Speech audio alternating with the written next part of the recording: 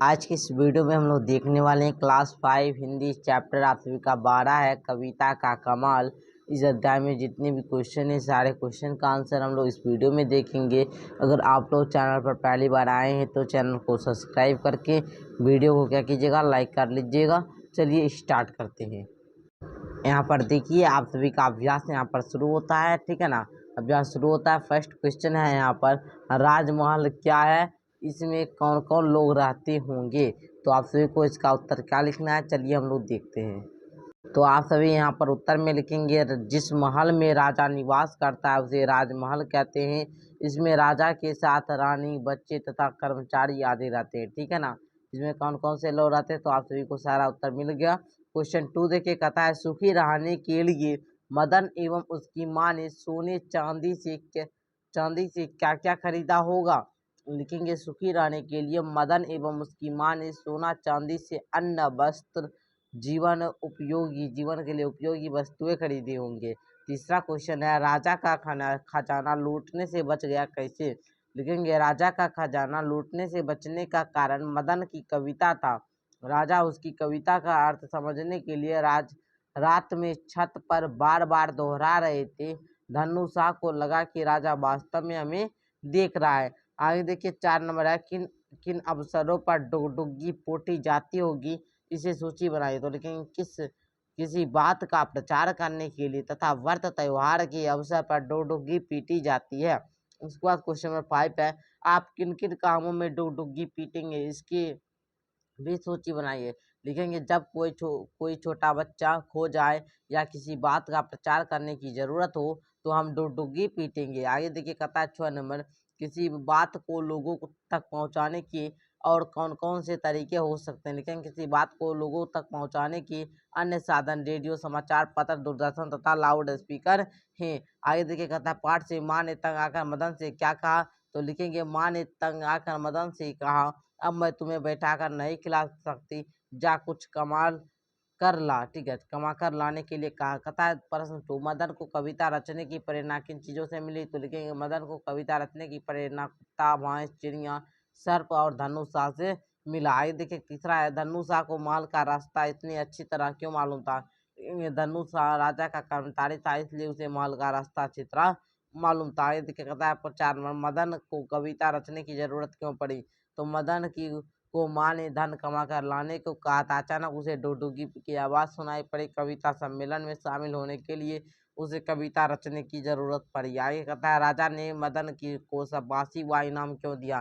तो राजा ने मदन को शाबाशी और इनाम इसलिए दिया क्योंकि उसी की कविता के कमाल के कारण चोरी नहीं कर सका। ठीक है ना। आगे देखेंगे किसने कहा, किससे कहा। प्रश्न 6 यही कहता है, अब मैं तुम्हें बिठा कर नहीं खिला सकती, जा कुछ पैसा कमा कर ला। माँ ने कहा था किससे, अपने पुत्र मदन से। आगे कहता है राज दरबार में कवि सम्मेलन हो रहा है, सबसे अच्छा कविता सुनाने वालों को 100 असरफियाँ इनाम में मिलेगी। डुगडुगी पीटने वालों ने लोगों से कहा था। आगे कहता है भैया आपके राजमहल का रास्ता मालूम है, आपको राजमहल का जो रास्ता है मालूम है। तो ये कहा था मदन ने, ठीक है ना। किससे कहा था, तो धनुषा से। आगे कहता है क्षमा कर दीजिए महाराज, धनुषा ने राजा से कहा। आगे कहता है यह सब तुम्हारी कविता का कमाल है, राजा ने मदन से कहा। प्रश्न 7 देखिए, कहता है पाठ के आधार पर सही और गलत का निशान लगाना है। मदन अपनी विधवा माँ के साथ गाँव में रहता था, तो ये क्या हो जाएगा, आप सभी का सही हो जाएगा, ठीक है ना। ये आप सभी का सही है। आगे कहता है राज दरबार में एक संगीत प्रतियोगिता का आयोजन हो रहा था, तो ये आप सभी का कविता प्रतियोगिता हो रहा था, इसलिए क्या हो जाएगा, ये गलत हो जाएगा यहाँ पर, ठीक है ना। कहता मदन चलते चलते एक नदी के पास होता है, ये भी गलत है। मदन को राजा ने सोना चांदी का मालामाल कर दिया, तो ये आप सभी का क्या है, सही है। आगे देखिए कहता है आप सभी का आपकी समझ से प्रश्न, ज्यादा टीवी देखने का कारण तंग आकर आपकी माँ या पिताजी आपको क्या कहते होंगे। तो लिखेंगे ज्यादा टीवी देखते सब रहने पर माँ तथा पिताजी डांटते हैं, क्योंकि अधिक टीवी देखने से आँख क्या होती है, खराब हो जाती है। दूसरा है, मदन की कविता को सभी लोग विचित्र क्यों मान रहे थे। तो लिखेंगे मदन की कविता को सभी लोग विचित्र इसलिए मान रहे थे क्योंकि किसी की भी कविता का मर्म समझ में नहीं आ रहा था। किसी को भी कविता का जो भावार्थ होता है, कविता का जो उद्देश्य होता है, उसको समझ में नहीं आ रहा था। अरे देखिए कथा सर्पियाँ क्या होती है, अगर कोई आपको 100 रुपया दे तो आप उनका क्या करेंगे? तो लिखेंगे 100 रुपया सोना चांदी के सिक्के होते हैं, यदि कोई मुझे 100 रुपया दे तो मैं उसे बेचकर व्यवसाय करूंगा। आगे कहता है भाषा की बात रटते रटते उसे अपने आप में एक पंक्ति सूझ गई। इस वाक्य में रटते का 2 बार प्रयोग हुआ। इस तरह के अन्य शब्द पाठ से ढूंढ कर आप सभी को लिखना है। लिखेंगे सड़क सड़क, सुरुड़ सुरुड़, खुदुर खुदुर, ठीक है ना। जिस प्रकार है आप सभी को सारा लिख देना है। आगे देखिए उसमें क्या होता है, योजक चिन्ह होता है। आगे देखिए कहता है प्रश्न 2, इन मुहावरों का प्रयोग करते हुए अर्थ बताना है। काटो तो खून नहीं, बड़े भाई की डांट सुनकर गोलू काटो तो खून नहीं था, ठीक है ना। आगे देखिए कहता है हक्का बक्का रह जाना, मोहन को का उत्तर सुनकर शिक्षक क्या हो गया, हक्का बक्का रह गए। आगे कहता है दया की भीख मांगना, माँ ने बेटे के स्वास्थ्य के लिए दया भगवान से क्या की, दया की भीख मांगी। आगे कहता है माला माल कर देना, राजा ने मदन को माला माल कर दिया। मन में लड्डू फूटना, परीक्षा में प्रथम आने पर उसके मन में लड्डू फूटने लगा। काम तमाम कर देना का क्या होगा, सोना ने आतंकवादी का काम तमाम कर दिया, ठीक है ना। सेना। आगे देखिए कहता है कि पाठ में से वर्तमान काल, भूतकाल और भविष्य काल को 3-3 वाक्य लिखना है। तीनों का लिखेंगे यहाँ पर। वर्तमान काल, राज दरबार में कवि सम्मेलन हो रहा था, सुरुड़ सुरुड़ का पीवत है, हम जानत है का ढूंढत है, ठीक है ना। आगे देखिए ये सब क्या है, वर्तमान काल क्या है, भूतकाल का लिखेंगे। वह मस्त स्वभाव का था, एक भैंस पानी पी रही थी, एक सांप रेंगता जा रहा था। आज के भविष्य काल कहता है कविता सुनाने वाले को 100 रुपया इनाम मिलेगी, रास्ते में कुछ न कुछ सूझ जाएगा, या राजमहल का कोई कर्मचारी होगा। पाठ में कविता को विचित्र कहा गया है। आप कविता के लिए किन विशेषण शब्द का प्रयोग करेंगे? तो अनोखा, अद्भुत और अपूर्व, मतलब कोई परिचित नहीं था। आज देखिए इनके लिए 2 विशेषण शब्द बताना है। तो माँ दयालु सहनशील थी, महल सुंदर विशाल था, मदन मस्त और फूल प्रिय था। विराम चिन्ह देखिए, नीचे दिए वाक्यों में सही विराम चिन्ह लगाना है। मदन ने कहा महाराज मैंने बहुत अच्छी कविता बनाई है, तो आप सभी को यहाँ पर ऐसे विराम चिन्ह लगाना है। यहाँ पर मदन ने कहा कोमा देना है, महाराज चिन्ह यहाँ पर आप सभी को विस्मयादि बोधक का चिन्ह देना है। मैंने बहुत अच्छी कविता बनाई, इस प्रकार आप सभी को देना है, ठीक है ना। पूर्ण विराम देना है, प्रश्नवाचक चिन्ह देना है, ठीक है ना।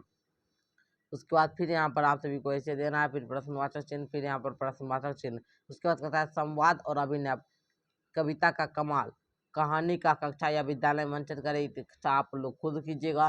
दूसरा है आप इस नाटक में किस पात्र की भूमिका निभाना चाहें? तो मैं इस नाटक में मदन की भूमिका निभाना चाहूँगा, क्योंकि मुझे शाबाश मिलेगी।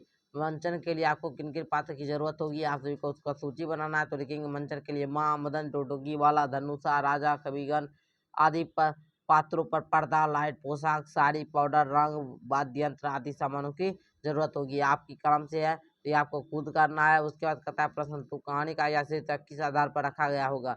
लिखेंगे कहानी का यह शीर्षक घटना के आधार पर रखा गया होगा। कविता के आधार पर कारण ही चोरों ने चोरी नहीं की, उसे लगा कि राजा हमारे हर कार्य को देख रहा है, इसलिए धनुषा राजा से क्षमा मांगने के लिए आया। यह उसकी कविता का ही कर्क था, कमाल था। आगे देखिए प्रश्न 3 है, आप कहानी में कोई 2 मजेदार शीर्षक सुनाइए, ठीक है, कहानी के लिए सुनाइए। साथ में यह बताइए आपने ये शीर्षक क्यों रखे? लिखेंगे कहानी में 2 अन्य शीर्षक, अनोखी, दूरदर्शी, मदन। अनोखी कविता इसलिए कि इस कविता का असहज था, दूरदर्शी मदन, ठीक है ना, इसलिए कि मदन की कविता के कमाल के कारण राजा का खजाना लूटने से क्या हुआ, बच गया। आगे देखिए कहता है प्रश्न पाठ में कोई 3 सवाल बताना है, जिनके उत्तर हाँ नहीं में होगा। तो आप सभी यहाँ पर बना लीजिएगा। क्या किसी ने देख लिया था? तो लिखेंगे नहीं। मदन राजमहल गया, क्यों गया? माँ बेटा बहुत गरीब है, क्या था, ठीक है ना। इस प्रकार आप सभी को बनाना है। आगे कहता है बुजुर्ग तो जाने दादी की शादी आई, सज धज 16 बराती, बराती जन जो भी आए उनको गुजिया ही बाती, वो चार चार चार तो बड़ी बड़ों की मुनिया की दो दो जाति, आज बड़े तब शिष्य लड़कियां कुल कितनी गुजियां खाती। तो लिखेंगे 48 उत्तर हो जाएगा। तो यहीं तक प्यारे बच्चों आप सभी का सारा क्वेश्चन आंसर समाप्त होता है। फिर मिलते हैं अगले वीडियो के साथ, तब तक के लिए धन्यवाद। चैनल पर नए तो सब्सक्राइब करके वीडियो को क्या कीजिएगा, लाइक कर लीजिएगा, ठीक है ना।